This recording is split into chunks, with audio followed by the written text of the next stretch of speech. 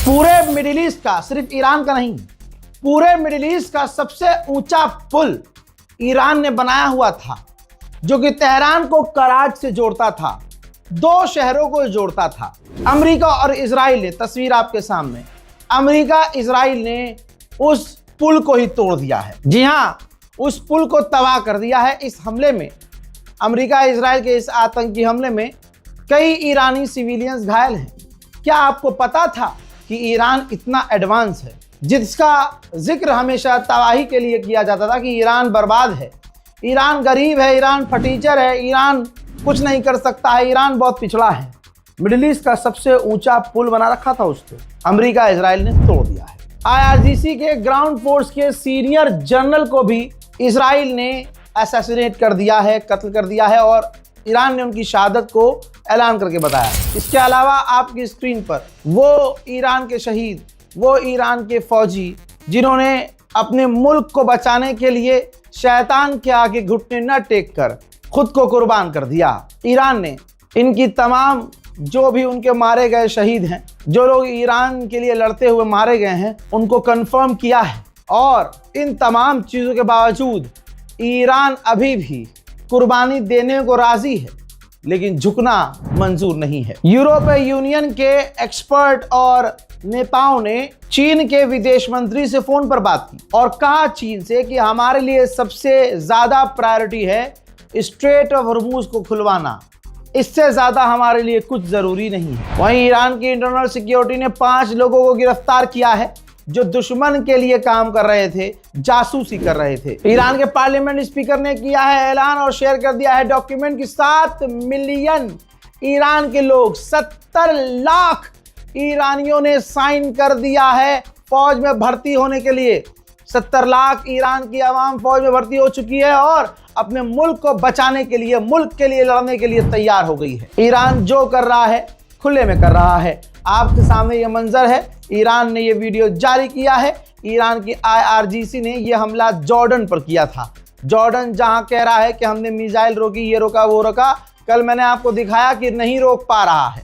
ये वही हमले का वीडियो है जो ड्रोन कई जगह पर जाकर गिरा है। मेरे दोस्तों, कई देशों के बाद अब ऑस्ट्रिया भी आ गया है सामने।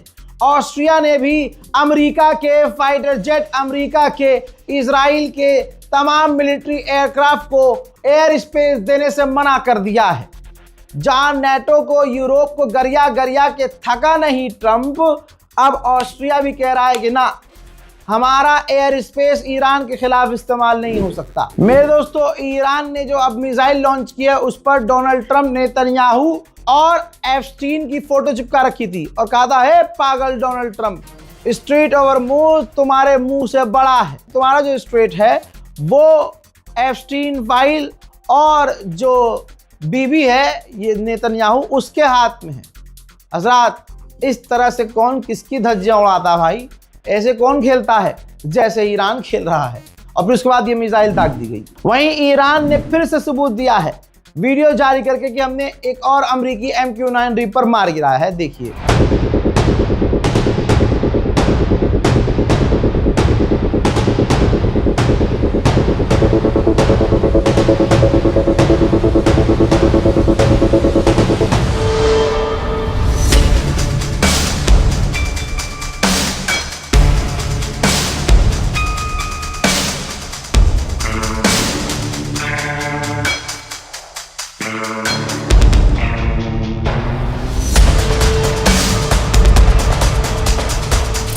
फ्रांस के राष्ट्रपति इमैनुअल मैक्रोन ने अमेरिका का सारा खेल खराब कर दिया है और मीडिया के सामने आकर नंगा कर दिया है। इमैनुअल मैक्रोन ने कहा कि 6 महीने पहले हमसे कहा गया था कि हमने ईरान के यूरेनियम को खत्म कर दिया गया है, फिर दोबारा हमला किया गया और हमसे फिर वही कहा जा रहा है कि हमने ईरान के यूरेनियम को खत्म कर दिया है।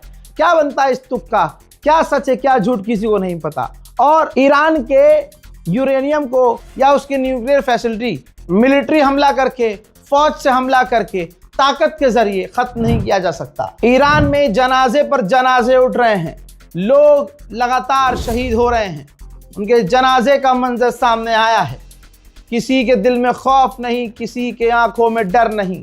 दिन के उजाले में जनाजे निकल रहे हैं, लाखों लोग शामिल हो रहे हैं।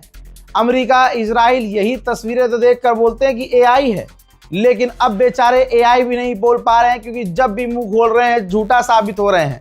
ईरान की आवाम नहीं डर रही है, बल्कि यही लोग अब अपने मुल्क की बका के लिए सेना में शामिल हो चुके हैं, अपने प्यारों को खो चुके हैं और उनको दफनाया जा रहा है। उधर ईरान ने 90 बार, अब जो 19th बार जो हमला किया है, 90 बार, तस्वीर देखिए, ईरान ने यही तस्वीर जारी की है, 19th अटैक का वीडियो जारी किया है। सोचिए, 90 बार ईरान ने दुश्मन पर हमला किया है और एक बार में ईरान दर्जनों ड्रोन और मिसाइल दागता है, और ये 90 टाइम वाला हमला था जब 90 बार हमला कर रहा था ईरान।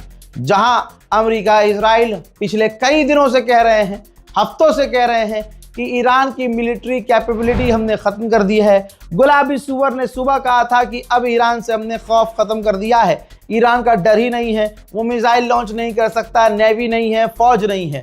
तो फिर यह अंधभक्तों के पिछवाड़े से निकल रही है क्या मिसाइल है? द वॉशिंगटन टाइम्स अमेरिका का एक बड़ा अखबार है, उसने कार्टून छापा और लिखा है कि ईरान की जंग ने साबित कर दिया कि ग्लोबल इकोनॉमी कितनी खतरे में है, और बल्कि ग्लोबल इकोनॉमी किस तरह से ईरान के कब्जे में है। यूके बात कर रहा है, तैयारी कर रहा है 30 देशों को जोड़ा जाए और स्ट्रेट ऑफ हॉर्मुज खुलवाने के लिए बातचीत की जाए। इस बारे में जैसे ही मोदी सरकार को पता चला, तो मोदी सरकार ने कांटेक्ट किया है कि भाई इस 30 देशों में हम भी 31वें होंगे और हम भी स्ट्रेट ऑफ हॉर्मुज खुलवाने के लिए बातचीत करना चाहेंगे। मैं ईरान से गुजारिश करूंगा कि मोदी सरकार पर ध्यान दें।